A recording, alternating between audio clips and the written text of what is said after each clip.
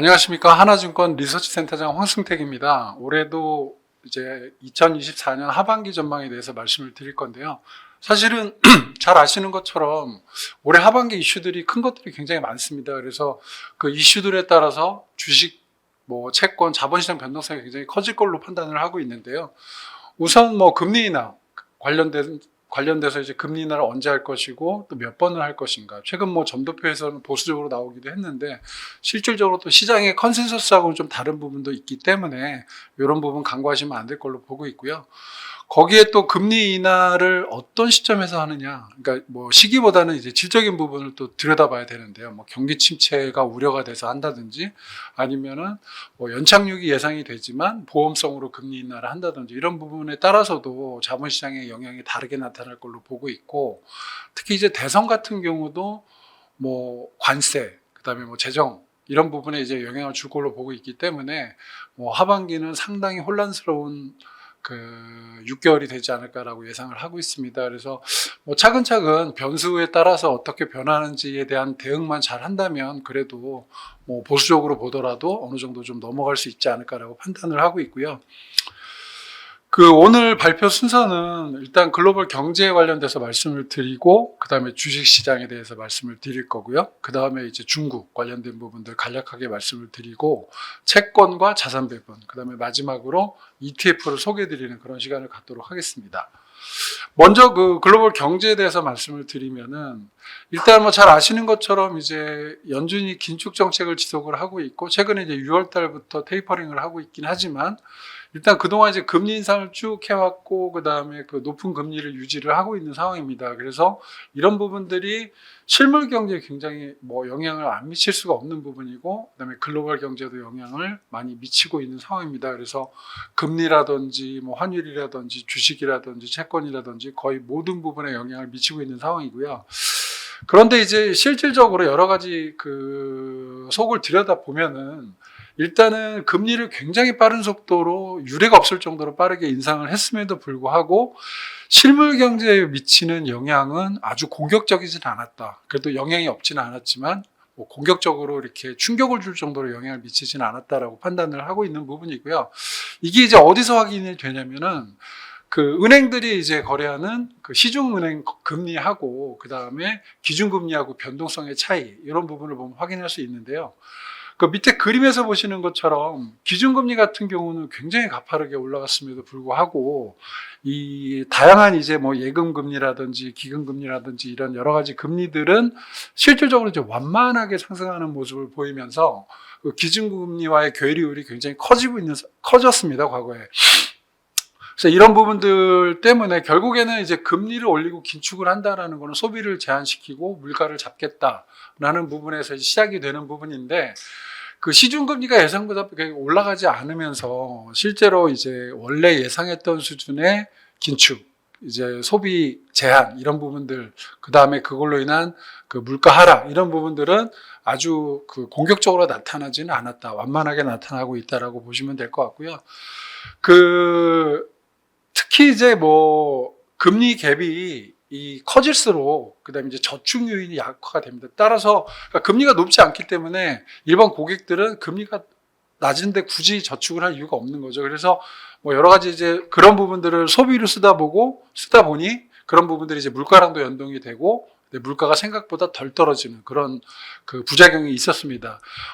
저축률을 따져보면은 주요국의 가처분 소득 대비 저축률은 낮아졌고요. 그 다음에 미국의 저축률은 3% 초반대로 팬데믹 이전보다 오히려 낮은 수준을 지금 유지를 하고 있는 상황입니다. 여기에 좀 더 봐야 되는 게, 저희가 이제 금융위기를 거치면서 금융위기 때 이제 모기지 금리가 굉장히 이슈였었잖아요. 그때 이제 여러 가지 이제 보완적인 부분으로 나타났던 것이 뭐냐면은, 이 모기지 대출에 있어서는 이 금리의 변동성이 클수록 이 시장에 미치는 여파가 컸다라는 부분이고, 그래서 이 고정금리 비중이 많이 늘었습니다. 그래서 금융위기 이후에 이제 일본하고 캐나다 정도를 제외를 하면 과거보다 고정금리 모기지 대출 비중이 굉장히 높아졌습니다. 근데 이제 또 역설적으로 이렇게 보면은 기준금리를 높였지만 모기지 대출 금리는 고정금리이기 때문에 실질적으로 가계에 미치는 영향은 제한적일 수밖에 없는 거죠. 금리가 안 변하니까, 기준금리가 올라가더라도 고정금리이기 때문에, 변동금리가 아니라서. 그렇기 때문에 이 금리 인상기에 대출 리파이낸스 할 유인이 없는 거죠. 금리가 올라갔는데 내가 고정금리로 낮게 쓰고 있는데 굳이 이거를 바꿀 필요는 없는 거죠. 그래서 뭐 실질적으로 이제 그 고정금리 비중이 높고 뭐 규제가 강한 상황에서 고정금리 비중이 높기 때문에 그 리파이낸스가 많았다면은 소비 감소가 컸을 텐데, 이 고정금리 모기지 대출이 비중이 높아져서 실질적으로 리파이낸스 비중이 적기 때문에 소비 감소폭이 굉장히 제한되는 그런 효과가 있었습니다. 그래서 어떻게 보면 약간 그 말씀드린 대로 그 가계 채널에서 이제 기준금리 인상의 효과가 덜 나타났다라고 보고 있고요. 근데 이게 또 아이러니한 부분이 있습니다. 여기에서 보면은 이 긴축에 대한 효과가 공격적으로 빠르게 나타나면 그 경기에 이제 그 부정적인 영향을 미치고 여러 가지 이제 부정적인 영향들이 나올 수밖에 없는 부분인데, 이 모기지 금리나 여러 가지 이제 은행 금리나 저축률 이런 부분들이 생각보다 굉장히 더디게 반응을 하면서 오히려 미국의 연착륙에 대한 기대감을 높이고 있다. 그러니까 서서히 둔화되는. 그러니까 긴축을 해서 금리가 물가가 올라가진 않고 이제 완만하게 그 하향 조정이 되고 있고, 고용도 이제 둔화가 되고 있고, 이런 부분들이 급격하게 나타나지 않고 완만하게 나타나면서 실질적으로 이제 이 경기 둔화에 대응할 수 있는 시간을 벌어줬다라고 볼 수 있는 부분이죠. 그래서 이런 것들이 오히려 그 미국의 연착륙, 과거에는 이제 뭐 노랜딩 얘기까지 나왔지만 그건 아니고, 최근에 이제 물가나 고용이 완만하게 둔화되는 모습을 보면은 이제 그 경제 영향을 크게 충격을 주지 않으면서 완만하게 둔화되는 그런 연착륙 효과가 이제 저희들이 기대를 하고 있는 상황이다라고 보시면 될 것 같고요. 이런 부분들이 가장 두드러지게 나타나는 게 바로 미국이죠. 그래서 미국에 대한 여러 가지 자본시장에 이 자본들이 집중이 되고 있는 상황이고요. 뭐 이런 부분들 보면은 거기다 미국 같은 경우는 그 이민 부분도 굉장히 긍정적으로 작용을 하고 있습니다. 통상적으로 이제 인구 고령화에 따라서 이제 경제활동 인구가 줄어드는데, 미국 같은 경우는 이 줄어드는 인구 대비해서 16세 이상의 노동이 가능한 이민자들의 그 증가폭이 더 크게 나타나고 있습니다. 그래서 어떻게 보면 생산성이 증가가 되고 있는 상황이기 때문에 전반적으로 지금 경기가 둔화되는 상황에서도 이런 생산성 증가 요인이 있다라는 점에서 실질적으로 이제 경기 침체나 이런 부분들에 대한 우려가 점진적으로 해소가 되고 있다라고 보고 있습니다. 그래서 이런 부분들을 보면은 어떻게 보면 긴축의 효과가 완만하게 나타나는 것들이 거꾸로 미국에는 굉장히 긍정적인 결과를 낳았다라는 모습을 저희들이 확인을 할 수가 있습니다. 특히 이제 미국 같은 경우는 아까 말씀드린 대로 소비죠. 소비의 비중이 워낙 큰, 그러니까 60% 이상 이제 경제를 구성하는 요인 중에 60% 이상이 소비인데, 연간 이제 2% 이상의 성장을 하고 있는 상황이고, 성장률은 둔화되겠지만 소비가 아까 말씀드린 대로 소비 경기가 이렇게 급격하게 꺾이지 않고 있기 때문에 미국 경제의 연착륙을 저희들이 이제 예상을 하고 있는 상황이고요. 최근에 이제 신용카드 연체율 이런 것들이 좀 올라가면서 조금 우려의 반응도 있긴 하지만 급격하게 이게 나빠질 가능성은 제한적이다라고 판단을 하고 있습니다. 여기에다가 임금 상승률이 꽤 높았죠. 팬데믹 이후에 이런 부분들이 높았고, 그다음에 자산 가격이 상승을 하면서 오히려 소비 여력은 견조하게 유지가 됐다라고 보고 있어서 소비가 연결이 되고 이런 부분들이 경제를 지탱하는 이러면서 전체적으로 미국 경제 연착륙을 지지하는 그런 모양새가 나오고 있는 상황입니다. 고용 같은 경우는 실질적으로 이제 고용이 굉장히 급격하게 나빠지기 시작을 하면은 굉장히 안 좋은 거죠. 그래서 고용이 급격하게 떨어지고 실업률이 급격하게 올라가면은 연준이 당연히 이제 금리를 바로 내릴 텐데, 그럴 경우에는 자본시장에 주는 충격도 굉장히 클 걸로 판단을 하고 있습니다. 그런데 실질적으로 이제 미국의 고용 같은 경우는 완만하게 둔화되고 있는 모습을 보이고는 있다라고 보고 있고요. 실업률 4% 정도로 유지가 되고 있는 상황이긴 한데, 물론 이제 여기서 4% 이상으로 계속 좀 더 증가폭이 커진다면은 우리가 샵룰이라고 하죠. 그래서 최근 3개월 이동평균 실업률이 과거 1년의 그 실업률의 최저점보다 한 0.5% 이상 높으면은 경기 침체가 온다라는 게 샵룰인데, 뭐 최근에 이제 앞으로 이런 부분들 실업률이 계속 증가를 하게 되면 이런 부분에 부합하는 부분도 있기 때문에 저희가 이제 고용은 계속 좀 지켜봐야 되는 부분이긴 하지만 현재까지는 완만하게 줄어들고 둔화되고 있기 때문에 시장에 주는 충격은 제한적이다라고 보시면 될 것 같아요. 그래서 사실은 뭐 저희 이코노미스트나 채권이나 좀 보는 관점이 좀 다르긴 한데, 지금 뭐 고용이 완만하게 둔화되고 있어서 일단은 뭐 여기 데이터에 보시면은 기업의 구직 이사들이 여전히 빈자릿수보다 이 필요한 자릿수가 더 많기 때문에 뭐 고용은 완만하게 둔화될 수밖에 없다라고 판단을 하고 있고요. 그렇게 보면은 그래서 연준은 이 물가에 좀 더 관심을 가지고 물가 레벨, 최근에 뭐 이제 CPI도 나왔지만 물가 같은데 이제 좀 더 회자가 많이 되고 있는 상황이고 물가에 관심을 더 가지고 있는 상황입니다.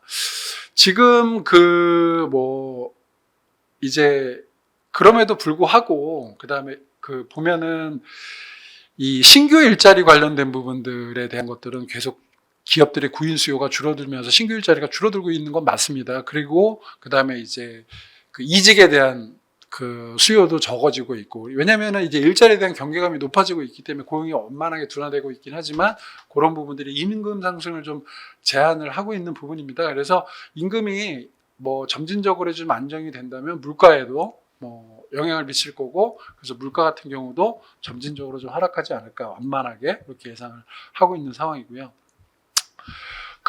금리로 물가 경로를 보면은 일단은 긴축이 들어가게 되면은 이 영향을 빨리 많이 받는 부분이 있고 영향을 덜 받는 부분인데, 대표적으로 이제 항공 같은 경우는 굉장히 영향을 빠르게 많이 받는 부분이죠. 그래서 물가가 올라가면은 이 금리 인상 사이클 시작 이후에 뭐 물가가 한 10% 올랐던 것들이 한 1% 정도로 상승률이 급격하게 둔화가 되는 반면에 뭐 주거비나 헬스케어, 교육 이런 것들은 상대적으로 완만하게 지지가 되면서 이렇게 덜 빠지면서 사실은 물가 하락을 이렇게 물가 하락의 하방 경직성을 지지하는 그런 역할을 하게 됩니다. 그래서 이런 부분들이 오히려 어떻게 보면 전반적으로 좀 물가의 완만한 둔화를 야기하는 요인이 되지 않을까라고 예상을 저희들이 분석을 하고 있는 상황이고요. 여기 이제 주거비 같은 경우도 보면은 사실은 주거비가 떨어지질 않고 있기 때문에 물가가 완만하게 하락을 하고 있다라고 보셔도 될 것 같은데, 일단은 뭐 주택 공급 자체는 원활하지 않는 상황입니다. 그래서 주거비 같은 경우가 이제 어떻게 보면 한동안은 많이 오르기도 했었는데, 지금 재고주택 같은 경우는 이제 주택 가격 상승의 원인이 됐다라고 보고 있고요. 그다음에 이제 그렇지만 뭐 신규 주택 이제 공급도 이제 그런 상황이 지속이 되면서 신규 주택 공급이 이제 증가를 하고 이제 완공 주택 수가 늘어나면서 일단은 공급 부족 우려는 해소가 돼가고 있는 상황입니다. 다만 신규 세입자 주택 임대 가격이 좀 빠르게 하락을 하고 있기 때문에 임대료 중심으로 인해서 주거비는 서서히 안정될 전망이지만 뭐 굉장히 오랜 기간에 걸쳐서 이제 이런 부분들이 빠지기 때문에 이제 물가는 주거비 중심으로 본다면 완만하게 하락하는 그림이다라고 보시면 될 것 같고요. 말씀드린 대로 물가의 전반의 흐름을 확인하는 보조 지표들 같은 경우는 꾸준하게 지금 떨어지고 있는 상황입니다. 그래서 뭐 하반기 물가의 점진적인 하락 추세는 최근에 5월달 CPI 같은 경우 나온 거 보면은 시장 예상치를 처음으로 하회를 했죠. 그래서 이런 부분들 감안을 하면 저희가 하반기 물가 경로는 좀 유효하지 않을까라고 보고 있고, 그런 부분들은 이제 5월달 CPI 나온 부분들이 좀 뭐 분명하게 어느 정도는 설명을 하고 있다라고 판단을 하고 있습니다.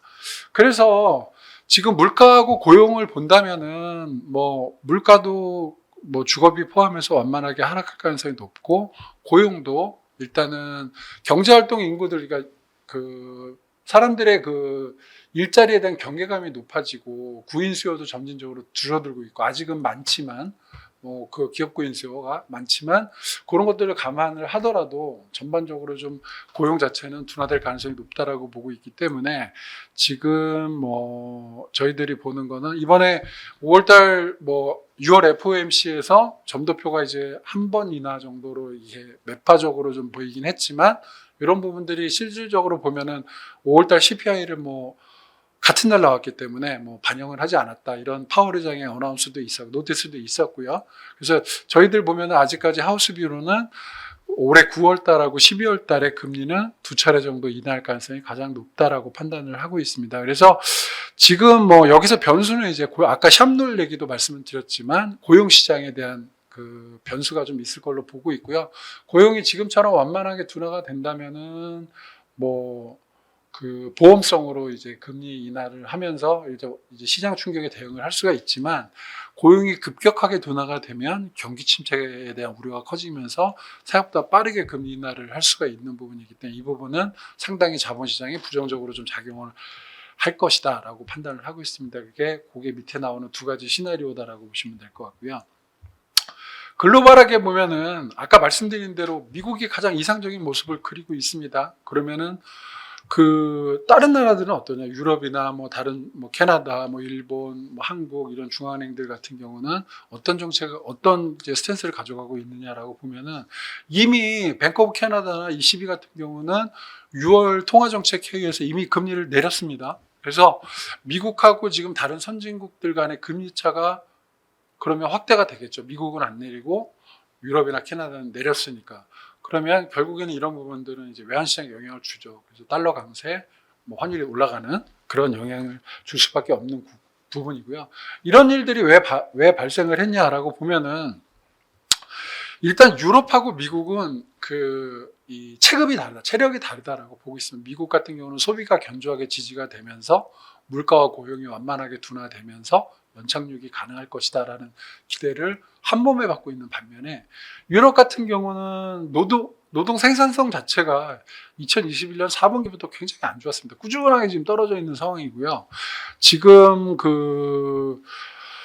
구조적으로 좀 여러 가지 이슈가 있지만 러시아 우크라이나 전쟁도 있고 그다음에 그거에 따른 에너지 타격도 한때 시끄러웠었잖아요. 그런 부분들이 오히려 또 생산성에 영향을 더 부정적으로 미치고 있기 때문에 그 중립금리는 계속 좀 떨어져 있는 상황이고 그래서 ECB의 그 유럽 같은 경우 금리 인하 폭은 미국보다 더 크게 이제 나오지 않을까라고 판단을 하고 있습니다. 4번에 100bp 정도 예상을 하고 있는 부분이고요. 6월 통화정책회의에서 이어지는 말씀을 드리면은 기준금리를 4.5에서 4.25로 인하를 했는데 좀 전에 말씀드린 대로 총 이제 4회 정도 연내 이 금리 인하를 할 걸로 보고 있고 미국은 잘해야 2번이고 유럽은 4번이니까 지금보다 50bp 금리 차가 더 벌어지겠죠. 예, 그런 부분들을 좀 감안을 하셔야 될 것 같고 환율, 달러 인덱스나 이런 부분들에 영향을 주지 않을까라고 보고 있습니다. 지금 보시면은 유로존, 캐나다, 스위스, 스웨덴 중앙은행이 금리 인하를 시작을 했고요. 일본을 제외한 나머지 국가들도 우리나라를 포함해서 하반기에 금리 인하 기조가 유효할 거다라고 보고 있고 일본 같은 경우도 디플레이션 탈피 선언이 하반기 중에 좀 있을 걸로 보고 있기 때문에 일본 같은 경우도 환율은 어느 정도 좀 되돌린 가능성이 있다라고 지금 환율이 싸지만 되돌린 가능성이 있다라고 판단을 하고 있습니다. 한국 경제 같은 경우는 지금 올해 2.4%로 상향 조정을 했죠. 예, 일단은 경기 선행 지수가 12개월 연속 상승을 하면서 경기 회복을 시사를 하고 있는 상황입니다. 근데 저희는 보면은 수출은 좋고 내수는 안 좋습니다. 그러니까 좋은 말로 하면 대부분 주도로 이루어질 것이다. 내수가 안 좋기 때문에 수출은 좋고 이런 부분들이 이제 한국 이제 경제 성장을 이제 견인할 걸로 판단을 하고 있는데 내수는 소비하고 설비 투자 같은 경우도 이제 AI 중심으로 기계류 반도체 이쪽 기계류 중심으로 있을 걸로 보고 있긴 한데 완만하게 회복이 될 걸로 보고 있긴 한데 항상 이제 저희 아는 이제 암적인 존재가 있죠. 그 부동산 PF 이런 부분들이 하반기에 지금 어떻게 나타날지 촉각을 곤두세우고 있는 상황이기 때문에 안심할 상황은 아니다라고 판단을 하고 있습니다. 그리고 1분기 GDP가 굉장히 서프라이즈가 나왔잖아요. 근데 이런 부분들도 일시적인 요인이다. 소비도 그렇고 건설도 그렇고 일시적인 요인이다라고 보고 있기 때문에 2분기는 좀 역성장을 하고 하반기에 조금 성장을 하지 않을까라고 판단을 하고 있고요.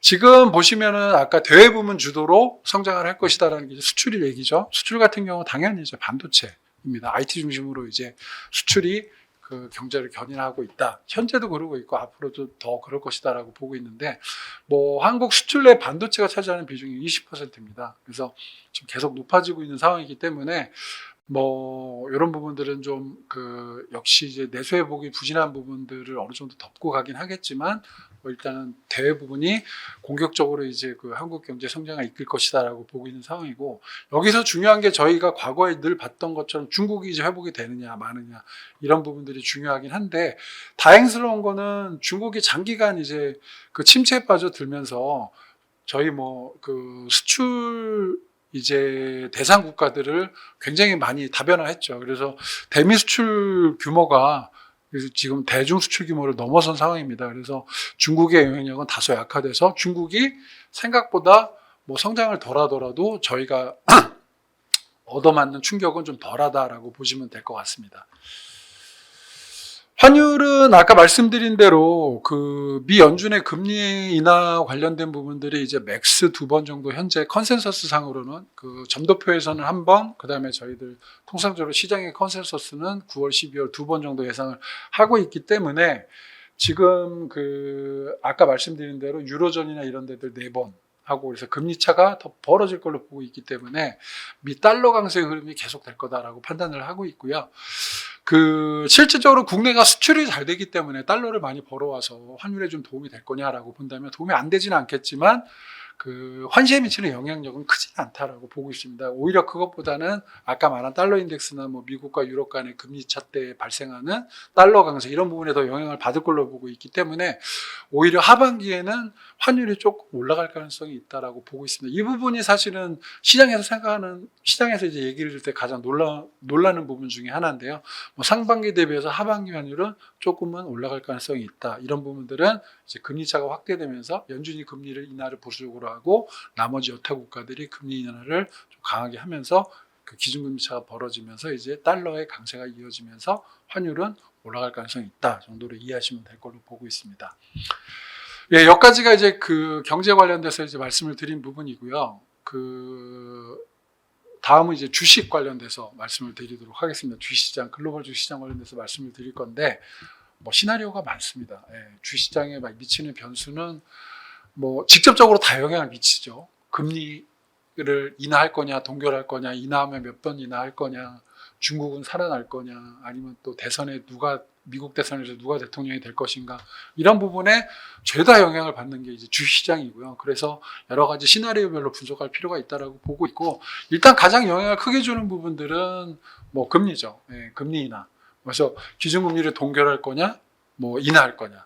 뭐 기준금리를 인상하는 경우도 저희들이 뭐 100% 배제하고 있지는 않지만 기준금리를 인상을 하게 되면은 뭐 볼 것도 없죠. 예, 그때는 뭐 주식시장은 볼 것도 없다라고 보고 있는 거고요. 그래서 기준금리를 동결할 경우에는 지금 이제 주식시장에서는 그 기준금리 동결하는 시점에서는 이익 증가율이 좋은 기업을 봐야 되는 부분이고 그다음에 기준금리를 인하할 때는 밸류에이션과 영업이익률을 좀 보는 그런 포인트가 있지 않나라고 판단을 하고 있고요.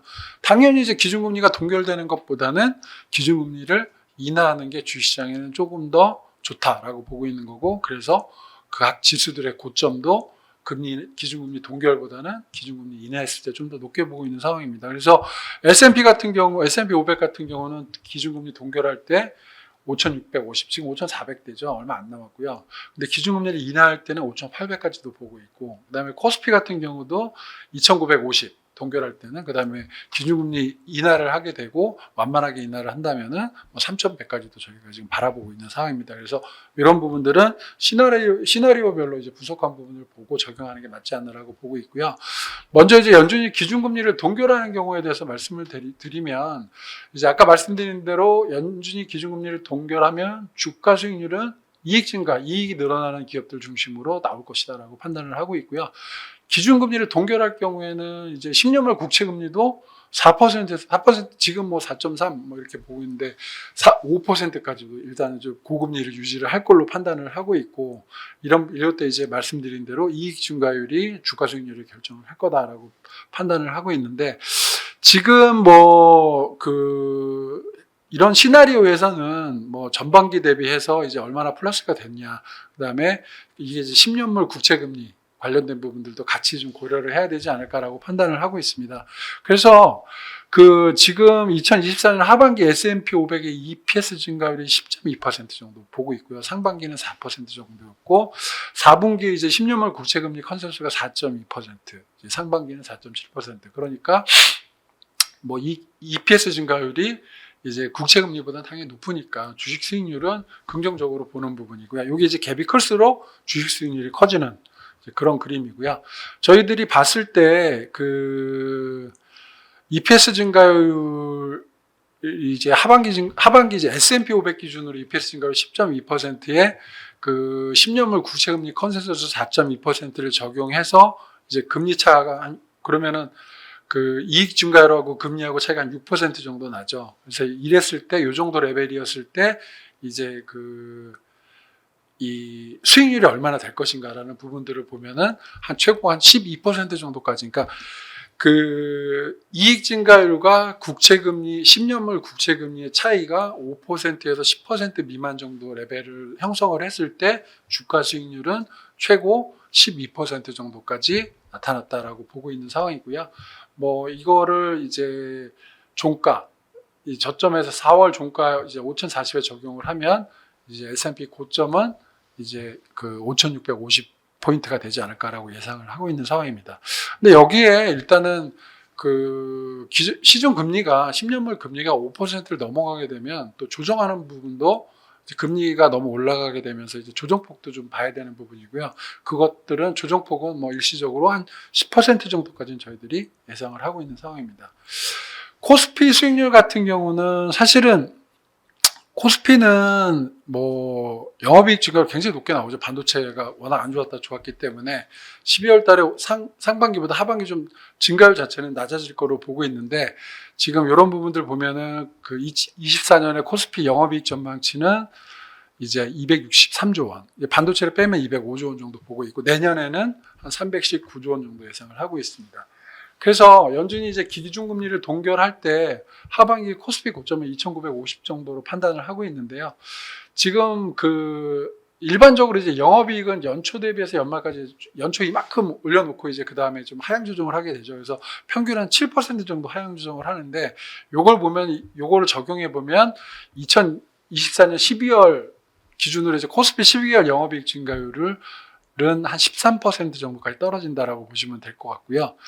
12개월 예상 영업이익 증가율하고 이제 지수 이제 변화율, 이런 부분들을 회계식을 통해서 계산을 해보면은 지금 한 12% 정도 수익률을 예상을 할 수가 있고요. 작년 연말 대비해서 이렇게 계산을 해보면 2,950 정도가 기준금리를 동결했을 때 저희들이 기대할 수 있는 코스피 지수다라고 말씀을 드리는 거고요.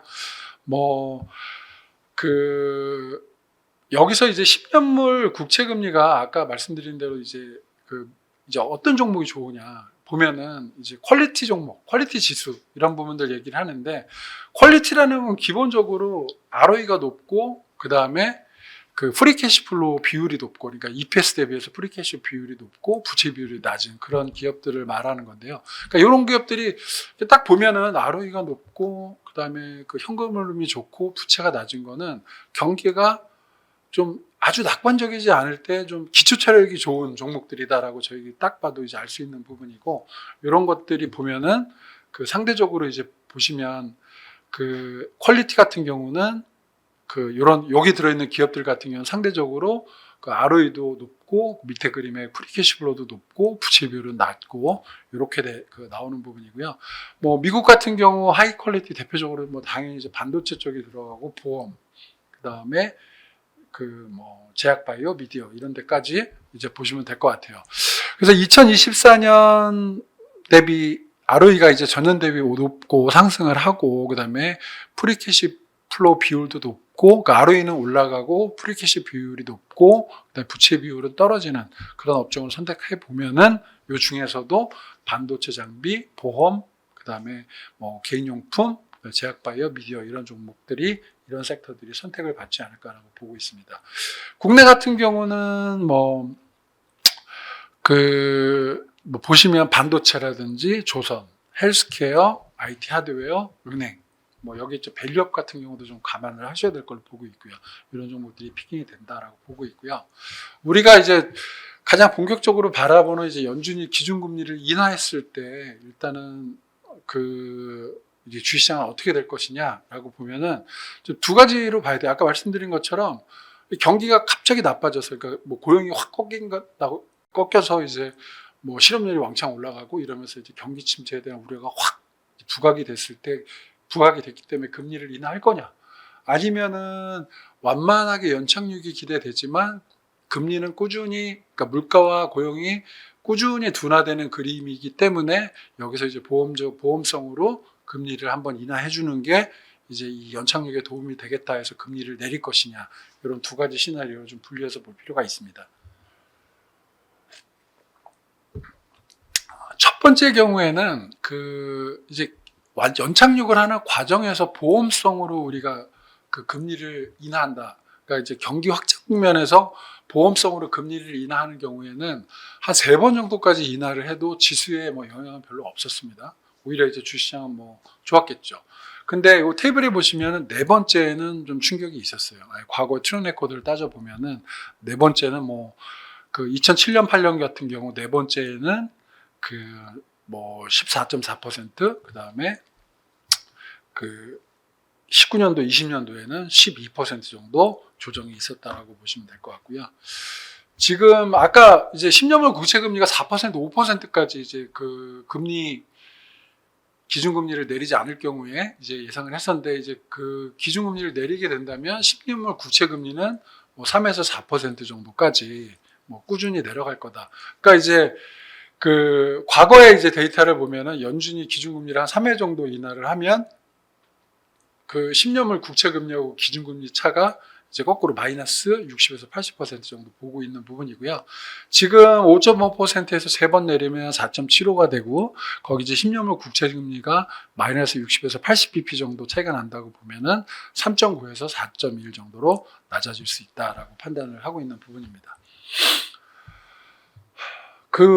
지금 미국 금리 하락 전환 시에 달러 강세 현상이 완화가 되겠죠. 금리가 떨어지면은, 금리를 인하하게 되면, 그래도 아까 말씀드린 대로지만 다른 나라가 더 이제 금리를 더 많이 인하해서 금리차가 벌어져서 환율이 올라갈 것이다, 이런 말씀을 드렸지만, 어쨌든 간에 그래도 미국이 내리면은 달러에는 부정적인 영향이죠. 달러 강세 현상이 완화되고, 이런 경우에는 사실은 달러 강세가 완화가 될 경우에는 이제 미국 밖의 시장들, 대표적으로 우리나라, 유럽, 일본 이런 데 이제 이런 쪽으로 자금이 이동이 되겠죠. 그래서 그런 쪽에 주식시장이 좀 긍정적으로 변하고, 또 한 가지 변수가 이제 금리가 국채금리가 이제 10년물 국채금리가 하락 전환이 될 경우에는 이제 제조업 대비해서 서비스업 지수가 강세를 보인다. 그래서 관련된 종목들에 대한 관심을 높이는 게 좋을 걸로 판단을 하고 있고요. 지금 지금도 이제 앞으로 금리는 떨어질 거라고 보고 있기 때문에 제조업하고 투자나 뭐 이런 것들보다는 서비스업 관련된 부분이나 소비 관련된 부분을 좀 보시는 게 맞지 않을까라고 보고 있습니다. 지금 연준의 기준금리 인하 시의 하반기 S&P 고점은 저희들이 한 5,800 정도로 보고 있는데요. 지금 이런 부분들은 EPS 같은 경우는 이제 한 241달러, 내년에 올해 225달러 정도 보고 있는 상황이고요. 그래서 시나리오 기준으로 보면은 하반기 S&P 500의 고점은 5,800 정도, PER 고점이 24배 정도 됐다라는 점을 감안을 해서 계산을 한 값입니다. 그래서 지금 5,400대에서 한 기준금리를 인하를 하게 되면, 확장 국면에서 인하를 하게 되면 5,800 정도까지 볼 수 있다라고 보고 있고요. 코스피 같은 경우는 지금 한 3,100 정도까지 저희들이 예상을 하고 있습니다. 예. 그래서 보시면은 이런 이제 기준금리, 경기 확장 국면에서 기준금리를 인하했을 때 어떤 산업을 봐야 되냐라고 본다면은 주가와 PER이 그동안 이제 동반 하락했고 반면에 이제 영업이익률은 개선된 그런 그 업종을 좀 찾아봐야 되는데 그런 부분들이 이제 자동차라든지 내구 소비재, 의류, 은행, 그다음에 뭐 그 유틸리티 이런 종목들을 좀 보시면 될 것 같고요. 부동산은 뭐 사실은 대상이 되긴 하는데 뭐 부동산은 좀 변수가 있어서 사실은 조금은 좀 꺼려지긴 합니다. 국내 같은 경우도 마찬가지 관점에서 보면은 뭐 최근에 좋긴 하지만 뭐 화장품, 2차 전지 같은 경우도 뭐 하반기 이후에 어느 정도 저점을 찍고 이제 올라가는 저희 담당자 얘기로는 뭐 이익 추정치 하향 조정이 마무리가 되면 그때부터는 재상승을 노려볼 수 있다라고 보고 있기 때문에 이런 부분들도 또 같은 관점에서 이제 내년에 영업이익 개선되면 좀 좋아지지 않을까라고 판단을 하고 있습니다. 다음은 이제 중국 간단하게 좀 말씀을 드리면요. 중국 같은 경우는 지금 경기하고 증시, 뭐 부동산은 아직 안 좋습니다. 예, 부동산은 아직도 안 좋고 이제 저점을 확인해가는 과정이다라고 보고 있고, 물론 이제 부동산 경기가 확 돌아서면 뭐 가장 좋겠지만 중국 정부 자체도 이 부동산 증시, 부동산이 견인하는 그 경기 활성화보다는 뭐 서비스, 내수 소비 뭐 이런 부분들이 견인하는 내수 소비가 경기 활성화가 훨씬 더 장기적으로 유리하기 때문에 그런 드라이브를 걸고 있는 상황이고, 그렇기 때문에 사실은 우리가 중국 경기를 볼 때는 부동산보다는 뭐 이제 다른 체감 경기들 소비나 이런 부분들 좀 같이 봐야 되지 않을까라고 보고 있고요. 지금 하반기 경기하고 증시, 중국 경기하고 증시를 좀 긍정적으로 보는 세 가지 좀 이유가 있는데, 일단은 부양책 자체가 하반기가 굉장히 좀 강하게 집중이 돼 있습니다. 그래서 당연히 부동산 정책 포함해서 재정 정책 이런 부분들이 전략 후강, 하반기에 좀 강한 패턴이다라고 보시면 될 것 같고요.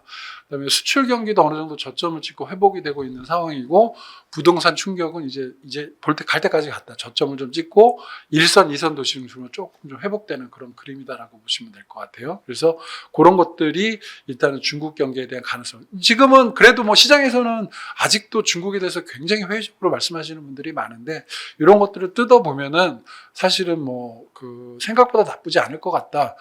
최근에 이제 뭐 외국인 자금도 좀 들어오고, 그다음에 저축에 있던 돈들이 이제 사실은 증시하고 부동산으로 빠져나와야 되는데, 뭐 부동산까지는 아니더라도 뭐 주식적으로는 어느 정도 빠져나오고 있는 상황이고, 최근에 이제 하반기 대비해서 숨고르기를 하고 있는 상황이고, 하반기에는 다시 좀 올라가지 않을까 그런 예상을 하고 있습니다. 그래서 성장률 자체도 지금 뭐 5% 성장은 충분히 달성 가능할 것이다라고 판단을 하고 있고요.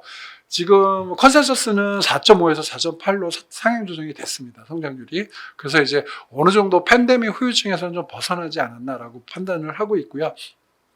뭐 제조업하고 순수출이 반등을 했고 서비스업은 안정되는 그림이라 뭐 1분기에 이제 그런 그림들 때문에 5.3%를 기록을 했습니다. 그래서 연간으로 5% 정도의 성장은 충분히 달성 가능하지 않을까라고 예상을 하고 있습니다.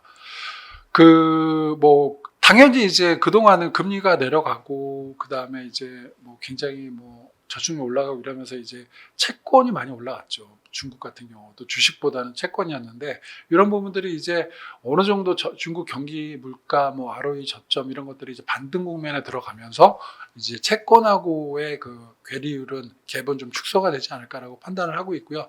여기에 이제 배당이라든지 중국 정부가 드라이브하는 배당이라든지 또 이제 실적 개선되는 부분들, 이런 것들을 감안을 하면 주식이 투자 가성비 훨씬 좋은 상품으로 좀 부각이 되고 있다라고 판단을 하고 있습니다. 거기에다 이제 정부에서 이제 좀 은행이나 이런 부분들 금융당국을 압박하면서 이제 은행에 들어있던 돈들이 시장으로 나오는 이제 2차 머니무브가 일어나고 있다라는 점도 주식시장에는 긍정적이고요. 부동산은 뭐 여전히 복잡합니다. 근데 말씀드린 대로 뭐 벌써 한 4년째 조정을 하고 있는 상황인데요. 1선, 2선 도시 주택 가격이 이제 좀 그러니까 오른다는 얘기가 아니라 안정화되고 있기 때문에 더 이상 이제 주택으로 인해서 디스카운트 되는 일은 제한적일 것이다라고 본다면, 앞으로 이제 경기가 돌아서는 부분들, 자금이 유입되는 자본시장 이런 부분들 중심으로 해서 성장을 저희들이 기대해봐도 되지 않을까라고 판단을 하고 있습니다. 아까 말씀드린 대로 중화권 하반기 증시 같은 경우는 추가 상승 여력이 분명히 있다라고 말씀을 드리는데, 말씀드린 대로 이제 하반기 재정 정책적인 부분이라든지, 그 다음에 자금의 유동성, 그다음에 기업의 실적, 그다음에 아까 주주가치대국에 관련된 배당 이런 부분들이 하반기 주가 상승세를 지지하지 않을까라고 판단을 하고 있고요. 그래서 지금 여러분들이 지금 뭐 상당히 관심을 가지고 있는 뭐 항생 H지수 관련된 것들은 뭐 저점 6천에서 한 7,700까지도 저희들이 보고 있습니다. 물론 왔다 갔다 하겠지만 뭐 상당히 이런 그림은 뭐 생각보다는 좀 높은 수준이 아닌가라고 생각이 들고요. 뭐 상해 종합 같은 경우도 3,560포인트까지 저희들이 예상을 하고 있습니다. 예, 다음은 채권에 대해서 좀 말씀을 드릴 거고요. 채권 같은 경우는 지금 뭐 결국에는 금리죠. 채권 얘기를 할 때는 이제 금리 얘기를 한다고 이해를 하시면 될 것 같고, 금리가 인상될 가능성이 있냐? 그러니까 인하하는 관두고 인상될 가능성이 있냐라고 보면은 결국에는 과거 이제 트랙 레코드, 그러니까 저희들이 이제 자본시장에서 여러 가지 지표들을 예측하거나 이럴 때 이제 과거 뭐 30년 전부터 있어 왔던 여러 가지 이제 이벤트들에 있어서 그때 이제 변수들이 어떻게 변하고 그거에 따라서 금리나 경기의 성장률, GDP나 이런 부분들은 어떻게 변했는가 트랙 레코드를 따져보는 일들을 많이 하고 있는데요. 그런 관점에서 보면은 이 과거 5차례 공통적으로 보면은 금리 인상 때보다 금리를 인상할 때 인플레이션이 좀 더 높았다라고 보고 있습니다. 그래서 그런 것들을 따져보면은 현재 보면은 헤드라인 CPI가 전년 동월 대비해서 증가율이 4%를 상회했을 때 금리를 다시 인상할 가능성이 있다. 뭐 5월 CPI가 3%대죠. 예, 뭐 그럴 가능성은 3.3% 정도 나왔습니다. 헤드라인 CPI가 5월 달에.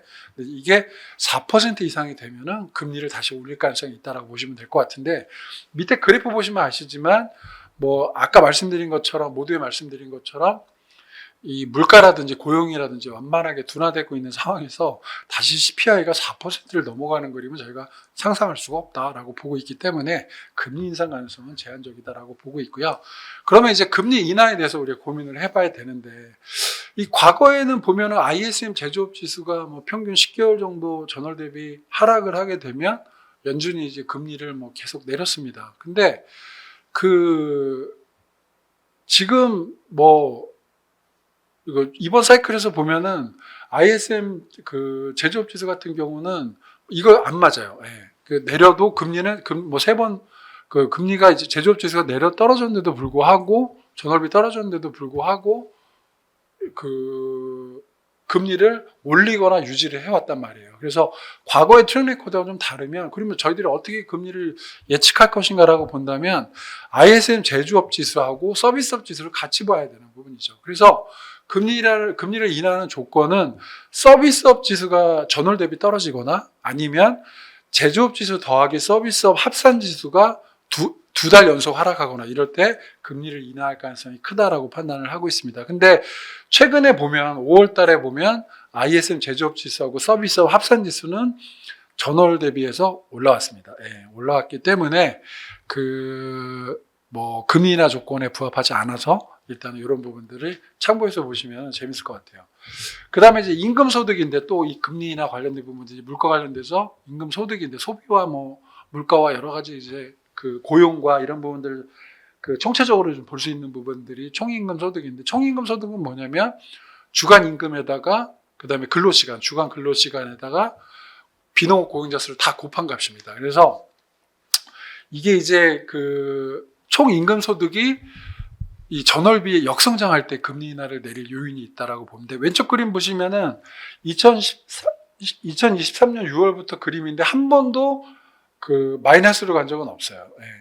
연준이 금리 동결 구간에서도 마이너스로 간 적은 없고 다 플러스로 다 왔기 때문에 금리 인하 요인이 없었다라고 보는 거고, 이런 부분들은 앞으로 좀 지켜보면서 실질적으로 이제 총 임금 소득이 과연 전월 대비해서 떨어질 거냐. 제일 중요한 거는 결국에는 임금이라든지 그다음에 고용자 수라든지 이런 부분들은 완만하게 떨어지고 있기 때문에 평균 주간 근로 시간이 이제 가장 기여를 크게 할 것이다라고 보고 있습니다. 그래서 과거의 트랙 레코드를 보면 그랬다는 얘기고요. 그래서 이런 부분들 변화를 좀 재밌게 지켜보면 되지 않을까라고 보고 있습니다.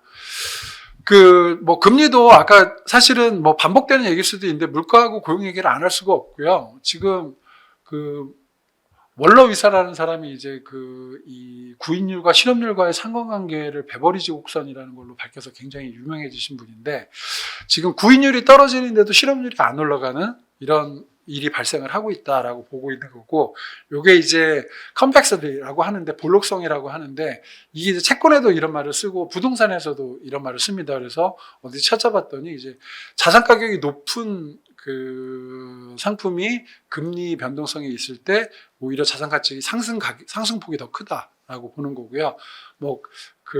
이 강남 집값을 기준으로 이제 비교를 해서 이걸 설명을 하는데 되게 재밌게 쓰셨더라고요. 그래서 일단은 그런 특성들 때문에 지금 구인 수요가 떨어지고 있는데, 구인율이 지금 현재 4.8%임에도 불구하고 실업률이 많이 안 올라가고 있다라는 거죠. 그래서 이런 부분들이 왜 그러냐라고 본다면 이런 컨벡시티 때문에 그렇다라고 보고 있고, 그러면 어디까지 이제 구인율이 떨어져야 실업률이 올라갈 것인가라고 보는 시점이 4.5%라는 겁니다. 그래서 현재는 구인율이 4.8%까지이기 때문에 아직까지는 왼쪽으로 오목한 곡선의 배꼽 부분에 있는 거고, 요게 4.5%까지 떨어지면은 다시 이제 실업률이 올라가는, 오른쪽으로 옮겨가는 그런 그림이 나오지 않을까라고 저희들이 보고 있는 상황이고요. 지금 고용 같은 경우도 지금 얼마 전에 이제 비농업 고용이 예상치를 큰 폭으로 상회를 했다라는 거죠. 그래서 이게 또 이제 기업 대상 조사하는 거, 졸트 기준으로 보는 거하고 또 가구 대상으로 조사하는 거 괴리율도 크게 나타나고 있는 부분이고, 근데 중요한 건 질적으로 들여다보면은 이제 IT라든지 금융 전문직 부분의 일자리 비중은 계속 떨어지고 있고, 굉장히 이제 저임금 쪽에서의 고용이 올라가고 있다라는 거죠. 그래서 전체 임금 상승률이 둔화되고 실업률도 올라가는 이유가 그런 부분들 때문이다라고 보시면 될 것 같고요. 지금 최근에 이제 연준이 6월 달에 이제 QT 테이퍼링을 시작을 했습니다. 그리고 3분기에 영래포가 감소하고, 그다음 이런 부분들에서 유동성 환경이 계속 좋아지고 있다. 시장에 돈을 공급하는 효과가 있다라는 거죠. 그러면 채권의 거래가 활발해지고 채권 가격이 올라가는 채권 시장 입장에서는 이런 유동성 개선은 굉장히 긍정적인 그림인데, 실제로 이제 순유동성 지수라는 게 이제 자산에서 이 영래포하고 그다음에 재정 계좌, 정부 계좌 현금하고 뺀 그런 값인데, 이런 부분들이 실제로 올라가고 있다라는 거죠. 그래서 유동성이 개선이 되는 부분들이기 때문에 단기적으로 채권에는 되게 좋다라고 보고 있는 거고요. 국내 같은 경우 지금 한은 총재가 우리가 원래 이제 연말 헤드라인 물가 기준이 2.3%였는데 하반기 평균 2.3에서 4%로 변경을 했죠. 평균 추세로. 근데 저희가 이제 계산을 해보면 연말 헤드라인 CPI는 여러 가지 가정을 해봤을 때 현재 이제 2.7인데 5월 달에 이제 2.7인데 지금 연말 기준으로 보면 계산을 해보면은 한 2.15에서 2.17 정도가 나오기 때문에 이제 한은이 금리나 명분은 충분히 가지고 있다라고 볼 수 있을 걸로 예상을 하고 있고요. 거기에 이제 보면은 이제 금리나 시점이라든지 이런 부분들, 그 다음에 이제 이 미국이 언제 금리 인하를 하고 우리가 이제 따라서 할 건지 이런 부분들에 대한 조율만 조금 저희들이 고민을 해보면 될 것 같아요. 미국이 금리를 안 내리는데 저희가 금리를 막 내리지는 않을 걸로 보고 있기 때문에 일단은 미국의 금리 인하 시점도 우리나라의 금리 인하와 굉장히 밀접한 관계가 있다라고 보시면 될 것 같습니다. GDP 성장률 같은 경우는 아까 모두에 말씀드린 것처럼 1분기에 이제 하이크가 있었죠. 이렇게 팍 뛰는 경우가 있었는데, 사실은 내수도 좋았고 소비도 좋았고 그다음에 건설이 좋았는데 일시적이다라고 판단을 하고 있는 부분이고요. 지금 신용카드 사용 금액이 계속 떨어지고 있는 수준이고 1분기에 이게 좀 올랐습니다. 근데 상승폭은 좀 미미했고요. 건설 투자 같은 경우도 일시적인 요인들이 소멸을 했다라고 보고 있고, 여전히 이제 또 PF나 이런 불확실성이 남아 있기 때문에 금리 인하 가능성은 배제할 수 없다라고 판단을 하고 있습니다. 여기 이제 추경인데, 사실은 추경 같은 경우는 저희들이 예상을 할 수가 없는 부분이고요. 근데 이런 부분들이 이제 돈이 풀리면 당연히 여러 가지 이제 우리가 고려해야 될 부분들이 많은데, 저희들이 이제 이 가능한 이제 추경, 그러니까 적재국채 발행 규모를 감안을 하면 3.6에서 5조 원 정도로 추정을 하고 있는데, 일단은 최근 정부 스탠스는 뉴스에서 나오는 것처럼 일단은 좀 그 강경한 자세를 고수하고 있다라고 보시면 될 것 같고, 이 부분은 참고하시면 될 것 같아요. 그래서 결론적으로 채권 시장에서 저희들이 이제 2014년 어떤 스탠스를 가져갈 거냐라고 본다면은, 아까 말씀드린 대로 6월 달부터 이제 테이퍼링하고 뭐 유동성이 개선이 됐다라고 말씀을 드렸는데, 지금은 채권 투자가 굉장히 좋은 그림 환경이다라고 보시면 될 것 같고요. 지금 미국 10년물 국채금리 기준으로 4.4에서 무조건 매수를 권고하고 있고, 4.3 이상까지는 매수 구간이다라고 판단을 하고 있고, 저희가 연말 이제 4.1% 정도를 그림에서 보면은 미국 10년물 기준으로 예상을 하고 있는 상황인데, 뭐 대선 이후에는 사실은 뭐 보험성 인하 이후에 금리가 떨어지겠지만, 이제 그 내년에도 또 이제 그 금리가 계속 이어질 걸로 보고 있기 때문에, 일단은 좀 그 변동성은 확대될 걸로 보고 있어요. 미국 대선 결과에 따라서. 그때는 단기적으로는 또 이제 비중 축소를 해야 되는 타이밍도 올 걸로 보고 있기 때문에, 다이나믹하게 트레이딩 하는 부분들을 좀 조정할 필요는 있다라고 보고 있는데, 일단은 현 시점에서는 비중 확대가 유효하다라고 보시면 될 것 같습니다. 다음 페이지 좀 참고하시고요. 뭐 자산 배분은 뭐 참고하시면 될 것 같긴 한데, 좀 간단하게 말씀을 드리면은, 이제 근간을 좀 그 미국 경기의 근간을 요 자산 배분으로 설명을 할 수가 있는데, 연준은 기본적으로 이제 그 긴축으로 이제 시장에 그 자금을 빨아들이지만, 그 또 이제 우리 옐런 장관님이 계시는 재무부가 또 이제 통화 유동성을 좀 보존해 주면서 이게 밸런스를 맞춰가는 거죠. 그래서 이 긴축의 효과를 내면서도 이 그 유동성을 시장에 공급하는, 어떻게 보면 좀 그 말이 안 되는, 반대되는 얘기긴 한데, 이러면서 이제 성장의 그 성장 체력을 유지시키는 그런 관점에서 미국의 정책들이 이어져 오고 있다라는 부분들은 굉장히 재밌는 부분입니다. 저도 뭐 최근에 이제 좀 보고 있는 부분이기도 한데, 이런 부분들은 어떻게 그러면 연준이 긴축을 하는데 재무부는 유동성 시장에 공급하느냐라고 본다면은, 일단은 단기채 발행입니다. 예, 단기채를 이제 단기채 같은 경우는 속도 조절을 하는 거죠. 이렇게 빠르게 단기채를 팔았다가 회수를 하고, 필요할 때 단기채 팔고 회수하고 이런 거면서 속도 조절을 하면서 시장의 유동성을 공급하는 역할을 했다. 그래서 성장 체력을 보존을 했다라고 보고 있고요.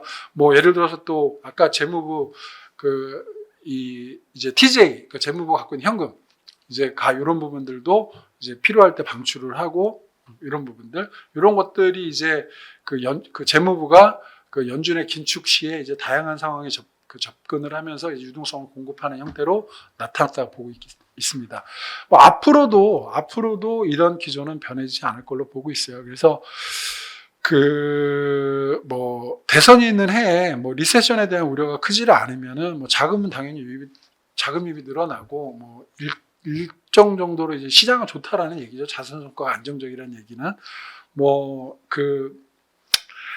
최근에 이제 2분기 때 뭐 그런 얘기 있었죠. 뭐 그 단기채 순발행 감소하고, 뭐 그다음에 유동성이 좀 타이트해졌다라고 봤는데, 지금 3분기 때는 이제 단기채 중심으로 이제 순발행 확대 전환을 예고를 하고 있고, 그래서 이걸 기준으로 재무부가 이제 유동성을 공급을 하고, 이제 기업 보조금 지급도 적극 활용하면서 전체적으로 유동성을 부양할 계획이다라고 보시면 될 것 같습니다.